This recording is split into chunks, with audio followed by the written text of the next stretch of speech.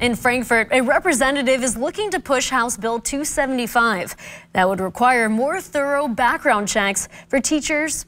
Now a similar proposal passed the House last year, but was never brought to the Senate floor. Representative James Tipton told me he wants to get it passed this session to bring more awareness to the issue of sexual misconduct.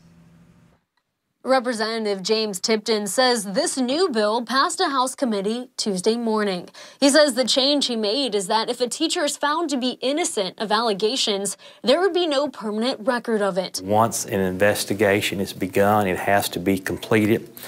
We've been made aware that too many times when something like this comes up, the teacher just resigns and leaves that school district. In Lexington, Kevin Lentz, an English teacher from Henry Clay High School, was officially fired this week.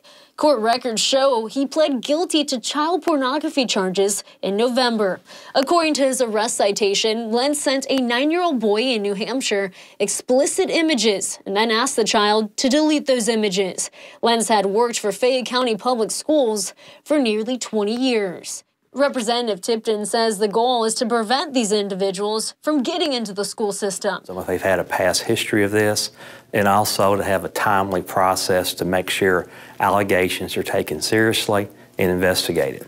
In this bill, when a teacher applies, the person must share the former schools they've worked at, requiring the school to contact any former schools to verify if there had been any issues in the past.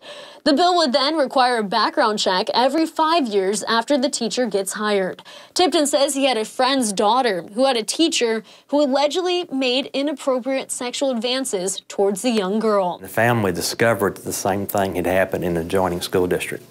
And in that situation, that teacher had just resigned quietly, left. Nothing came of it from that.